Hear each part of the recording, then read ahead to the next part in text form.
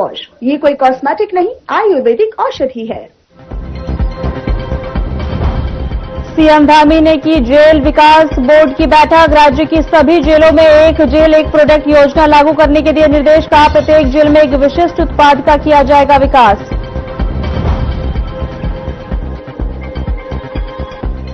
सचिवालय में सीएम धामी ने की वन विभाग की समीक्षा बैठक। मानव वन्यजीव संघर्ष की घटनाओं पर की चर्चा। अधिकारियों को दिए जरूरी दिशा निर्देश।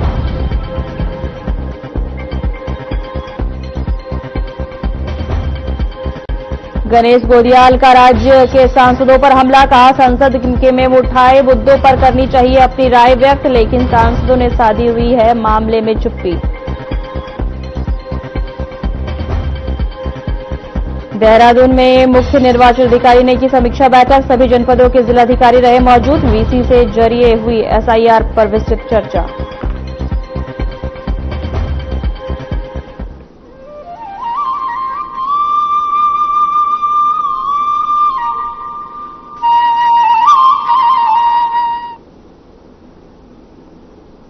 नमस्कार, मैं हूं आपके साथ सोनमरा। बुलेटिन की शुरुआत करते हैं। सरकार प्रदेश के रिवर्स पलायन को लेकर लगातार काम कर रही है। इसी कड़ी में मुख्यमंत्री पुष्कर सिंह धामी ने राज्य सरकार से लगातार बाहर रह रहे उत्तराखंड वासियों को लगातार मुलाकात और संवाद कर रहे हैं, जिसके अच्छे परिणाम सामने आए हैं। सीएम धामी के मुताबिक अब तक 6000 से ज्यादा लोग अपने घरों को लौट आए हैं। सरकार का फोकस है कि पलायन को रोकने के साथ साथ पहाड़ों में रोजगार और सुविधाओं को बढ़ाया जाए। मुख्यमंत्री ने बताया कि आगे की योजना के तहत महीने में एक बार सभी प्रवासी और स्थानीय लोगों के साथ मिलकर कार्यक्रम आयोजित करने का भी प्रयास किया जाएगा। साथ ही बताया कि आपसी जुड़ाव बढ़े और विकास के नए अवसर बन सके।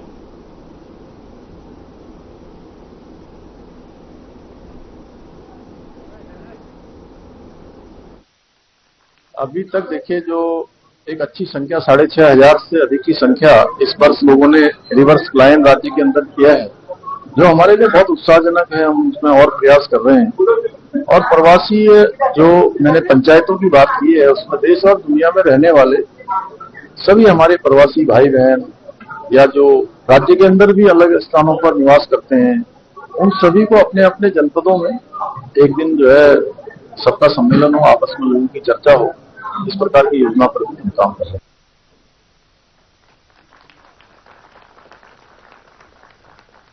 इसी कड़ी में मैं सचिव महोदय से राज्यपाल गुरमीत सिंह ने लोक भवन में इंडियन मिलिट्री अकादमी IMA के पास आउट हो रहे 18 ऑफिसर कैंडिडेट्स से शिष्टाचार भेंट की। राज्यपाल ने सभी कैंडिडेट्स को उनके पासिंग आउट पर हार्दिक बधाई दी और उज्जवल एवं सफल सैन्य करियर की शुभकामनाएं दी। ये सभी कैंडिडेट्स अब असम रेजिमेंट में अपनी सेवाएं देंगे। उल्लेखनीय है कि इन कैंडिडेट्स में 3 ने सैनिक स्कूल कपूरथला पंजाब से शिक्षा प्राप्त की। राज्यपाल ने प्रसन्नता व्यक्त करते हुए बताया कि उन्होंने स्वयं भी सैनिक स्कूल कपूरथला से प्रारंभिक शिक्षा प्राप्त की और भारतीय सेना में असम रेजिमेंट में गौरवशाली सेवाएं दी। राज्यपाल ने कैंडिडेट्स को देश की सेवा के लिए जिम्मेदार और सम्मानित पथ पर अग्रसर होने की प्रेरणा देते हुए कहा कि भारतीय सेना का हिस्सा बनकर आप राष्ट्र की सुरक्षा और अनुशासन की संस्कृति को नई ऊंचाइयों पर ले जाएंगे। आपको बता दें कि असम रेजिमेंट की सेवाएं दी। उन्होंने सैनिक स्कूल कपूरथला से 3 कैंडिडेट्स को चुने गए थे। राज्यपाल ने IMA कैंडिडेट्स को बधाई दी। असम रेजिमेंट में सेवाएं देंगे कैंडिडेट्स। सैनिक स्कूल कपूरथला से तीनों कैंडिडेट्स हैं। मैं आपको बता दें कि असम रेजिमेंट से सेवाएं देंगे कपूरथला के कैंडिडेट्स हैं तीनों विद्यार्थी, जो कि असम रेजिमेंट में अपनी सेवाएं देंगे। एक बार आपको फिर से बता दें, सैनिक स्कूल कपूरथला से 3 कैंडिडेट्स। राज्यपाल ने IMA कैंडिडेट्स को बधाई दी। देहरादून में कार्यक्रम रखा गया था। असम रेजिमेंट में सेवाएं देंगे कैंडिडेट्स। वहीं सैनिक स्कूल कपूरथला से तीनों कैंडिडेट्स हैं। राज्यपाल का कहना है कि असम रेजिमेंट में वो सेवाएं देंगे। सैनिक स्कूल कपूरथला से 3 कैंडिडेट्स चुने गए हैं। राज्यपाल IMA कैंडिडेट्स को बधाई दी।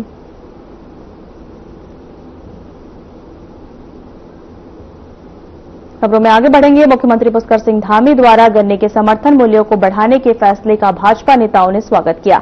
उनका कहना है कि राज्य की सरकार इस कदम से उत्तराखंड के लगभग 3 लाख गन्ना किसानों को सीधा आर्थिक फायदा मिलेगा। इससे किसानों की आमदनी बढ़ेगी और उनकी मेहनत का सही मूल्य उन्हें मिल सकेगा। पेयजल अनुश्रवण उपाध्यक्ष और दर्जा राज्य मंत्री दिनेश आर्य तथा भाजपा के पूर्व विधायक नवीन चंद्र दुमका ने कहा कि गन्ने के दाम में 30 रुपए प्रति क्विंटल की बढ़ोतरी किसानों के लिए बड़ी राहत है। उन्होंने बताया कि यह फैसला किसानों की आय बढ़ाने और उनकी आर्थिक स्थिति मजबूत करने की दिशा में राज्य सरकार का महत्वपूर्ण कदम है। नेताओं ने कहा कि किसानों की खुशहाली ही राज्य की तरक्की का आधार है। गन्ना मूल्य बढ़ोतरी से न केवल किसान लाभान्वित होंगे बल्कि ग्रामीण अर्थव्यवस्था भी मजबूत होगी।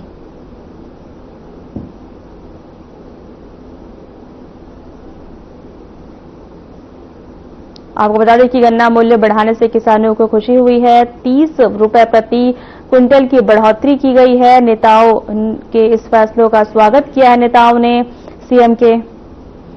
आपको एक बार फिर से बता दें कि गन्ने की खेती में जो है बढ़ोतरी हुई है। मूल्य में किसानों में खुशी की लहर दौड़ रही है। 30% जो है क्या कहते हैं 30 रुपए प्रति क्विंटल की बढ़ोतरी हुई है। आपको बता दें नेताओं ने सीएम के इस फैसले का स्वागत किया है। 30 रुपए प्रति क्विंटल की बढ़ोतरी हुई है।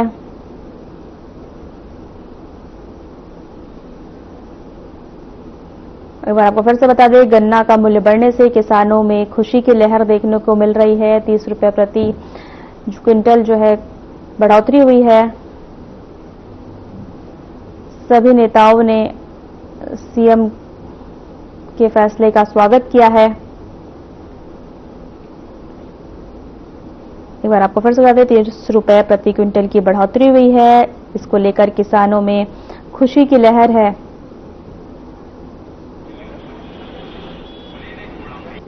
उत्तराखंड की पुष्कर सिंह धामी जी की सरकार जनता की और जनता के हित के लिए लगातार काम कर रही है। पिछले दिनों किसानों की जो मांग थी उसको ध्यान में रखते हुए गन्ना मूल्य में जो 30 रुपए की वृद्धि की है उससे किसान वर्ग बड़ा खुश है। और इसी कारण अभी जो पिछले 3 दिसंबर को माननीय मुख्यमंत्री जी का हल्द्वानी आगमन हुआ था तो यहाँ के सभी जो प्रगतिशील किसान हैं, किसान मोर्चे के लोग हैं और जो किसानी से जुड़े हुए अन्य लोग हैं उनको धन्यवाद आभार व्यक्त करने हेलीपैड में भी आए थे। और उससे एक दिन पूर्व हमारे उत्तराखंड के जो भारतीय जनता पार्टी के किसान मोर्चे के प्रदेश के अध्यक्ष हैं उन्होंने भी माननीय मुख्यमंत्री जी का आभार व्यक्त किया है। देखिए किसानों के लिए एक लंबे समय बाद उचित मूल्य का निर्धारण उत्तराखंड की सरकार द्वारा किया गया है। इसके लिए माननीय मुख्यमंत्री श्री पुष्कर सिंह धामी जी उनकी सरकार का बहुत बहुत धन्यवाद। और किसान इससे संतुष्ट हैं। यद्यपि किसान की लागत और उसका लाभ उसके खर्चे तमाम चीजें अगर जोड़ा जाए तो किसान के लिए तो हमेशा समस्या बनी रहती है क्योंकि उसी हिसाब से मजदूरी, खाद की कीमतें, डीजल, ट्रैक्टर सब खर्चा बढ़ता है। लेकिन फिर भी यह संतोषजनक मूल्य है और किसान इससे संतुष्ट हैं।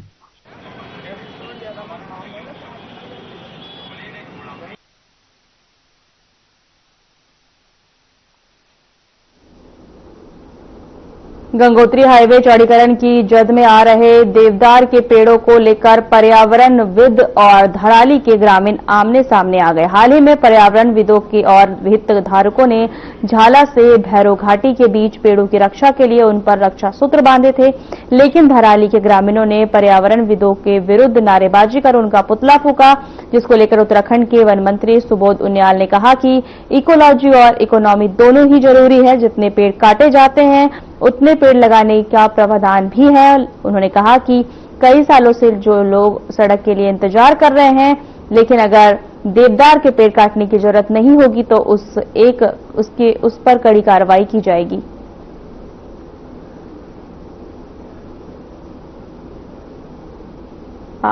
आपको बता दें कि गंगोत्री हाईवे चौड़ीकरण का मामला है। वन मंत्री ने संतुलन रखने की अपील की है। ग्रामीणों और पर्यावरणविद आमने सामने आ गए हैं। इसको लेकर वन मंत्री ने सभी से संतुलन बनाने और रखने की अपील की है। ग्रामीणों और पर्यावरणविद आमने सामने आ गए हैं। लगातार जो है वन मंत्री जो है लोगों से अपील कर रहे हैं संतुलन बनाने की। गंगोत्री हाईवे पर चौड़ीकरण का मामला है जिसको लेकर पेड़ काटने की बात सामने आई। वहीं ग्रामीणों और पर्यावरणविद आमने सामने आ गए। कुछ दिन पहले वहां के लोगों ने गुलदार के पेड़ों पर रक्षा सूत्र बांधा था। वहीं इस मामले में ग्रामीण और पर्यावरणविद आमने सामने आ गए हैं। वन मंत्री ने संतुलन रखने की अपील की है। एक बार आपको फिर से बता दें, गंगोत्री हाईवे पर चौड़ीकरण का मामला है ये, जहां पर ग्रामीणों और पर्यावरणविद एक दूसरे के आमने सामने हैं। वन मंत्री ने सभी से संतुलन रखने की अपील की है।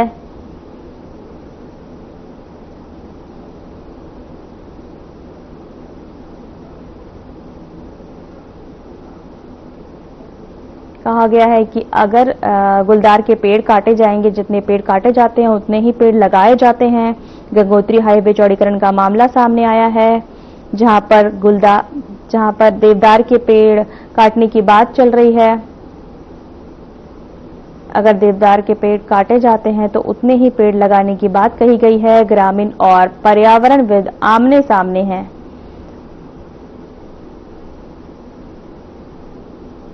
डॉक्टर कृष्ण गोपाल जी। संज्ञान में आया मालूम कि हमने कहा देखिए इकोलॉजी और इकोनॉमी दोनों ही आवश्यक है, क्योंकि जितने पेड़ काटे जाते हैं आपको मालूम है उससे दुगने पेड़ प्लांट करने का भी प्राविधान है। जमीन देकर के उनको प्लांट करने का प्राविधान है। और कभी अगर कहीं पर इस तरह की आवश्यकता है तो जिन बेचारों ने 50 साल तक जहाँ सड़कें नहीं है, अगर वहाँ सड़कों के लिए पेड़ काटे जाते हैं तो मैं समझता हूँ उसको हम कंपनसेट भी करते हैं। और वो उन्होंने कौन सा ऐसा प्राप्त किया कि उनको सड़क न दी जाए।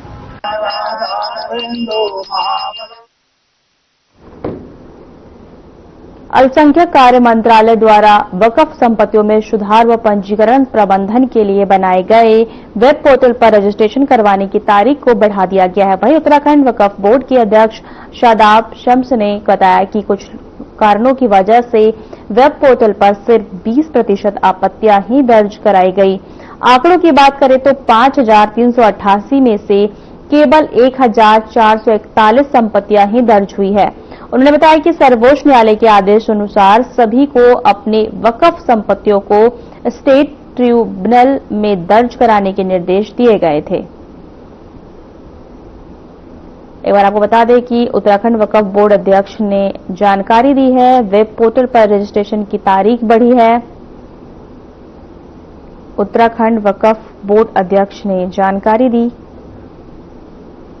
वक्फ संपत्तियों के रजिस्ट्रेशन की तारीख बढ़ाई गई है। वक्फ संपत्तियों के रजिस्ट्रेशन की तारीख बढ़ाई गई है। आपको एक बार फिर से बता दें, वेब पोर्टल पर रजिस्ट्रेशन की तारीख जो है बढ़ा दी गई है। उत्तराखंड वक्फ बोर्ड के अध्यक्ष ने इसकी जानकारी दी है।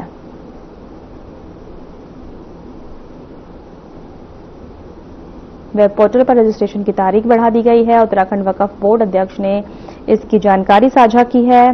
वक्फ संपत्तियों के रजिस्ट्रेशन की तारीख बढ़ा दी गई है। वक्फ संपत्तियों के रजिस्ट्रेशन की तारीख बढ़ गई है। वेब पोर्टल पर रजिस्ट्रेशन की तारीख जो है बढ़ा दी गई है। देखिए, उत्तराखंड भी लगातार जो उम्मीद पोर्टल आया था वक्फ अमेंडमेंट एक्ट के बाद उसके ऊपर अपनी संपत्तियां दर्ज कर रहा था, लेकिन कई कारणों से हमारे यहाँ संपत्तियां 20% के करीब ही दर्ज हो पाई, यानी कि 5388 में से मात्र 1417 संपत्ति दर्ज हो पाई थी। इसलिए माननीय सर्वोच्च न्यायालय का यह आदेश था कि समय सर्वोच्च न्यायालय न बढ़ाते कि सब अपने अपने स्टेट में जो अपने वक्फ ट्रिब्यूनल है उसमें जाए। तो उत्तराखंड वक्फ बोर्ड भी वक्फ ट्रिब्यूनल गया है। तो जो गढ़वाल का ट्रिब्यूनल है उसने 11 तारीख का समय दिया है, यानी कि कल उम्मीद करते हैं कि कल दोबारा से समय मिल जाएगा और जो वक्त पर संपत्तियां छूट गई हैं उनको दर्ज करने का एक अवसर उन्हें मिले। वक्त तो चला छोटे से ब्रेक का।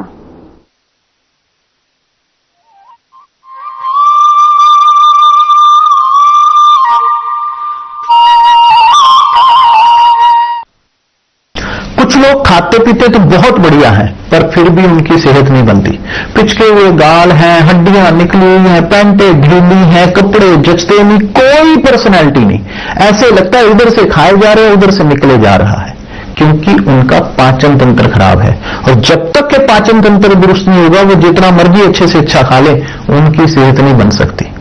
इसलिए हमारी संस्था सन्यासी आयुर्वेदा ने एक ऐसी दवा का निर्माण किया है जो कि आपके लिवर को, आपके पाचन तंत्र को दुरुस्त करने का काम करती है, ताकि आप जो भी खाएं उसका पूरे का पूरा निचोड़ आपके शरीर को लगे, आपकी भूख बढ़े, खाया पिया सही से लगे, नया खून बने, हड्डियों में जान आए, वजन बढ़े और आप मोटे तगड़े खूबसूरत पर्सनैलिटी के मालिक बन जाएं। सिर्फ 655 रुपए की पूरे 1 महीने की दवा होती है और आप इसे घर बैठे 01145454545 पर फोन करके दवा मंगवा सकते हैं। क्या रंग खिला, क्या रूप सजा, मैंने ही नहीं दुनिया ने कहा।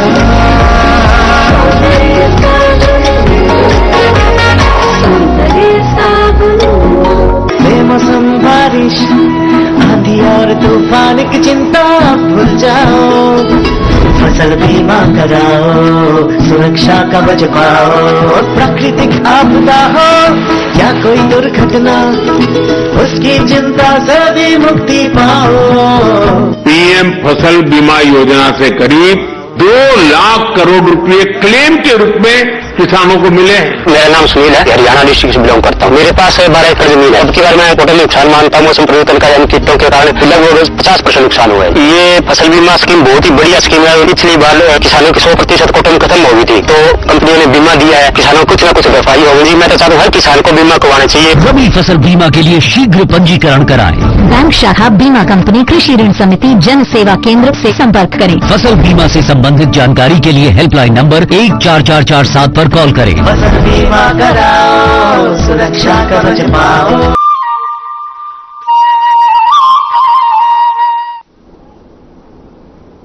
ब्रेक के बाद आपका स्वागत है। खबरों में आगे बढ़ते हैं। उत्तराखंड में बारिश और बर्फबारी न होने से मौसम पूरी तरह सूखा बना हुआ है। सुबह और शाम की ठंडी हवाएं अब लोगों की आंखों पर सीधा असर डाल रही है। हालात ये है कि अस्पतालों में आंखों से जुड़ी मरीजों की संख्या तेजी से बढ़ रही है। हैरानी करने वाली बात यह है कि इस ठंड के मौसम में भी आंखों के मरीज सामने आ रहे हैं, जो आमतौर पर बरसात में ज्यादा फैलता है। देहरादून मेडिकल कॉलेज अस्पताल की नेत्र ओपीडी में रोजाना बड़ी संख्या में मरीज आंखों में जलन, सूखापन, लालिमा और चुभन की शिकायत लेकर पहुंच रहे हैं। डॉक्टरों ने लोगों को सलाह दी है कि ठंड के मौसम में आंखों की खास देखभाल करें।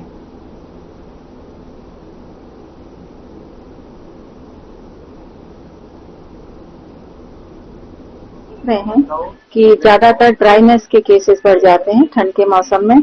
इसमें पेशेंट यूजुअली कंप्लेन करता है कि मेरे को आंख में जो है चुभन हो रही है या सूखापन महसूस हो रहा है, और इसलिए हम लोग ज्यादातर आंख को तरी रखने के लिए कहते हैं। और जो कई बार जो रूम हीटर्स यूज करते हैं उसकी वजह से भी ड्राइनेस होती है। तो हम ये कहते हैं कि जब सपोज आप ब्लोअर यूज कर रहे हैं गर्मी करने के लिए रूम पे, तो हम कहते हैं उसके आगे एक पानी का बाउल रखें उस पे, जिससे कि उसमें थोड़ा ह्यूमिडिटी हो, थोड़ा सा नमी रहे। तो जो ब्लोअर है उसमें यदि चला रहे हैं तो कमरे में एक पानी रखें जिसमें कि नमी बना के रखें। और कुछ आंख में डालने के लिए हम लोग लुब्रिकेंट्स कहते हैं, जैसे तरी के लिए भी दवाई एडवाइस करते हैं, जिससे पेशेंट को आराम रहता है। उत्तराखंड के मुख्यमंत्री पुष्कर सिंह धामी ने सचिवालय में आयोजित जेल विकास बोर्ड की बैठक में अधिकारियों को निर्देश दिया कि राज्य की सभी जेलों में एक जेल एक प्रोडक्ट योजना लागू की जाए, जिसके तहत प्रत्येक जेल में एक विशिष्ट उत्पाद का विकास किया जाए। साथ ही इस दौरान उन्होंने कारागारों में निरुद्ध बंदियों के कौशल विकास के लिए नियमित प्रशिक्षण कार्यक्रम आयोजित करने की बात कही। साथ ही मुख्यमंत्री ने यह भी आदेश दिया कि ITI के माध्यम से जेलों के विभिन्न ट्रेंडों का प्रशिक्षण दिया जाएगा और राज्य के लिए जेलों के विकास का एक अलग मॉडल तैयार किया जाएगा।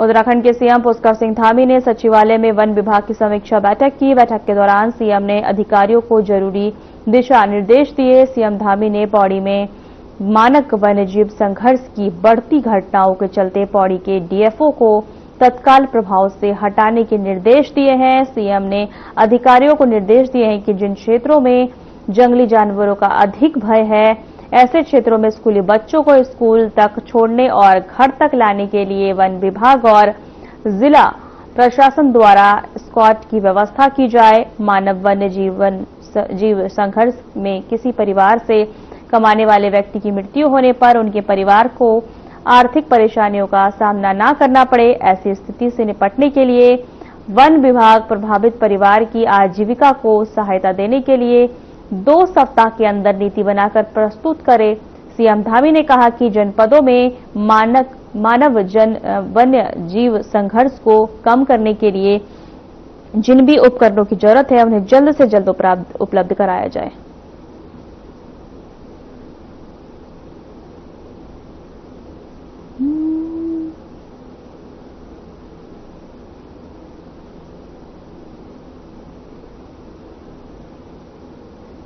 पौड़ी जनपद के गजेल गांव में आतंक फैलाने वाले नरभक्षी गुलदार आखिरकार मार गिराया गया। कई दिनों तक हमले करने वाले गुलदार ने स्थानीय ग्रामीणों में डर का माहौल बना दिया था। उत्तराखंड सरकार अब मानव वन्यजीव संघर्ष को गंभीरता से ले रही है। मुख्यमंत्री पुष्कर सिंह धामी ने विभागीय समन्वय मजबूत करने और जमीनी निगरानी बढ़ाने के निर्देश दिए। सीएम ने कहा कि जन धन की हानि किसी भी हालत में नहीं होनी चाहिए और फील्ड स्तर पर तैनात DFO, SDO और रेंजर अधिकारियों की जवाबदेही तय की गई है ताकि संवेदनशील क्षेत्रों में सुरक्षा प्रभावी ढंग से लागू हो सके।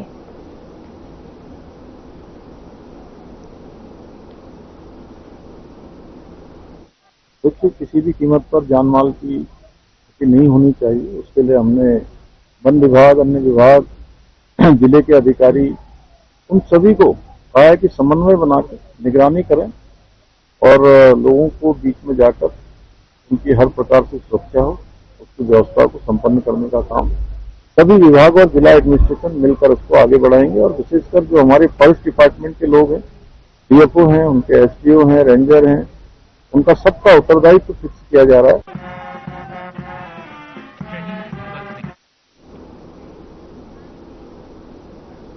फिलहाल हमारे खास बुलेटिन में इतना ही। नमस्कार।